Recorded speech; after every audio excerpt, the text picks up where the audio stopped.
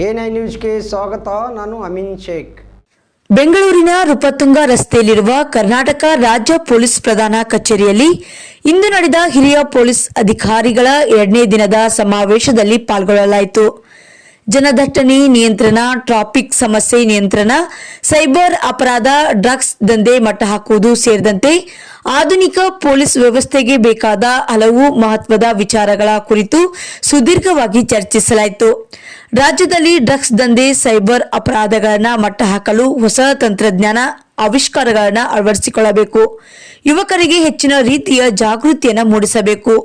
ಅಕ್ರಮ ಬಾಂಗ್ಲಾ ವಲಸಿಗರು ಹಾಗೂ ವೀಸಾ ಅವಧಿ ಮುಗಿದರೂ ಕೂಡ ಅನಧಿಕೃತವಾಗಿ ನೆಲೆಸಿರುವ ವಿದೇಶಿ ಪ್ರಜೆಗಳನ್ನು ಪತ್ತೆ ಹಚ್ಚಿ ದೇಶದಿಂದ ಗಡೀಪಾರು ಮಾಡಲು ಸೂಕ್ತ ಕಾನೂನು ಕ್ರಮವನ್ನು ಕೈಗೊಳ್ಳಬೇಕು. ಇಲಾಖೆಯನ್ನು ತಾಂತ್ರಿಕವಾಗಿ ಬಲಗೊಳಿಸಿ ಅಪರಾಧ ಚಟುವಟಿಕೆಗಳನ್ನು ಮಟ್ಟ ಹಾಕಬೇಕು.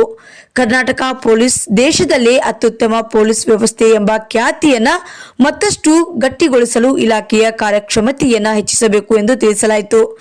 ಸಮಾವೇಶದಲ್ಲಿ ರಾಜ್ಯ ಪೊಲೀಸ್ ಮಹಾನಿರ್ದೇಶಕರು ಆದಂತಹ ಡಾಕ್ಟರ್ ಎಂ.ಎ. ಸಲೀಂ, ರಾಜ್ಯ ಅಗ್ನಿಶಾಮಕ ಮತ್ತು ತುರ್ತು ಸೇವೆಗಳ ಇಲಾಖೆಯ ಮುಖ್ಯಸ್ಥರು ಆದಂತಹ ಡಿಜಿಪಿ ಪ್ರಶಾಂತ್ ಕುಮಾರ್ ಠಾಕೂರ್, ಪ್ರಣವ್ ಮೊಹಾಂತಿ, ಕಾನೂನು ಸುವ್ಯವಸ್ಥೆ ಎಡಿಜಿಪಿ ಆರ್ ಹಿತೇಂದ್ರ, ಬೆಂಗಳೂರು ನಗರ ಪೊಲೀಸ್ ಆಯುಕ್ತರು ಆದಂತಹ ಸೀಮಂತ್ ಕುಮಾರ್ ಸಿಂಗ್ ಮುಂತಾದವರು ಈ ಸಂದರ್ಭದಲ್ಲಿ ಉಪಸ್ಥಿತರಿದ್ದರು.